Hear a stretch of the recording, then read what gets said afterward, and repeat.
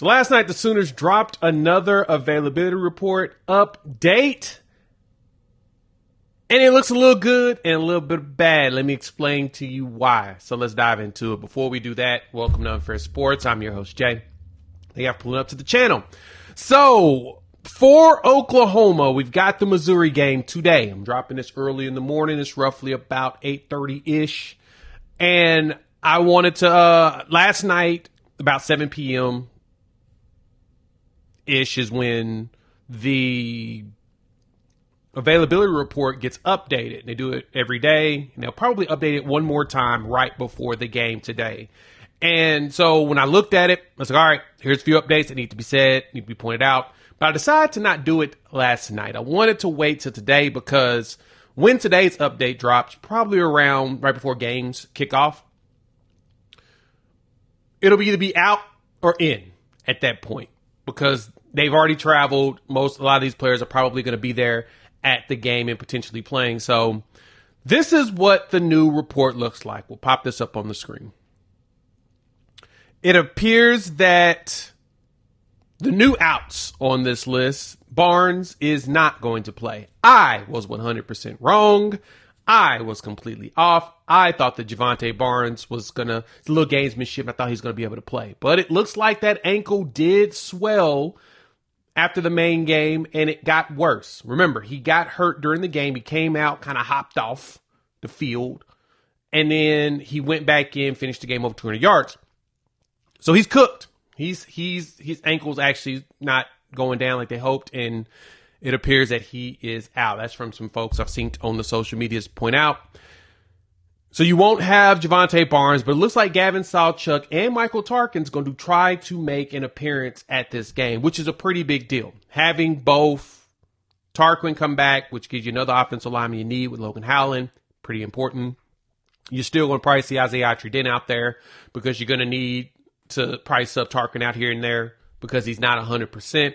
And then Sawchuk's going to make his return now that Barnes is down. So that means that you'll have Sawchuk, you'll have Taylor Tatum, probably see some Caleb Hicks, maybe not, I don't know. Probably we'll see Xavier Robinson, but we know it's going to be Tatum and Sawchuk at least is what my assumption is.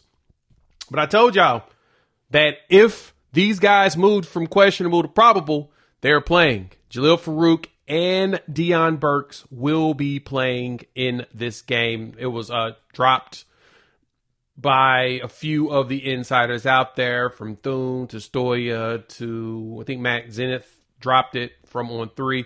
All the big name folks popped it in there. And it looks like we may actually have something to cook with. We got two big wide receivers back. I mean, it's important when you have guys that know the playbook that can run all the routes, especially someone like Farouk. To me, the big deal of having Farouk back is that he always plays with physicality no matter what, and he always knows where to go. Burks still learning, but Burks is just that talented, and he's a burner, so they're going to have to key in on him. That's going to open things up for everybody else. So you get some size back. You'll still see Brendan Thompson. You're probably still going to see Jacob Jordan. Most likely going to see J.J. Hester on the other side. So you'll probably see Hester. You're going to see Farouk. You'll see Burks. And they're going to mix in BT in the slot. Him and Jacob Jordan, which is exactly where I want him because he'll be able to just outrun dudes easily or catch them, the short routes. So wide receiver wise will be good. And I'm ready to see what changes and how things go with them playing with Jackson Arnold and this new offensive look with Joe John Finley as well as Kevin Johns. So I'm happy to see this. Let me know what y'all think. Hop in the comments. Let me know your thoughts. Missouri did confirm that their quarterback will not be playing in this game. Brady Cook is out. He's listed now as out on this list, but their starting running back, Nate Noel, looks like he's going to try to give it a go. Is that a bad thing? I don't know. I don't know if that's a good or a bad thing for them. It's kind of interesting because if Nate Noel is limping, He's a top back, but they also got the other back they got from Georgia State. So it's going to be interesting to see how they divide it up. But their quarterback starting now is Drew Pine. And Drew Pine has not been good in like 3 years. I know we looked at like Peyton Thorne, how he had that amazing year at Michigan State. And then he's just completely regressed since he's gotten to Auburn. It's kind of a situation with Drew Pine. He had a really good year at Notre Dame 3 years ago, about 3 seasons ago. And it has not been any good since.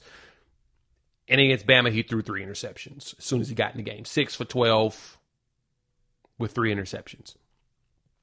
Not saying he's going to do it again, but there's a very good chance we can rattle him up. And there's a good chance that we can take advantage of the fact that he's in the game. So, I don't know. I want to drop y'all a quick video on who's available, who's not. And honestly, I think that this is a good thing, especially Brady Cook not playing.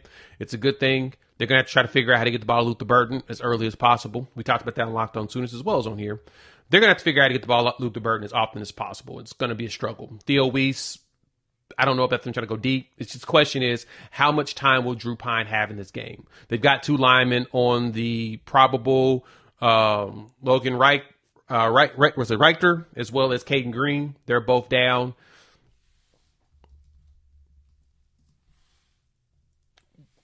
I expect both to play, but man, is it going to be a challenge? Let me know what y'all think in the comments below. All right, we're out. We will chop it up with all of you after the game. We'll may have an instant reaction. Well, we will have an instant reaction over on Locked On Sooners since this is a night game. We'll have an instant reaction there, as well as on Sunday. We'll have the morning after like we always do. So enjoy your day. Enjoy college football, and we'll chop it up with all of you soon. Peace.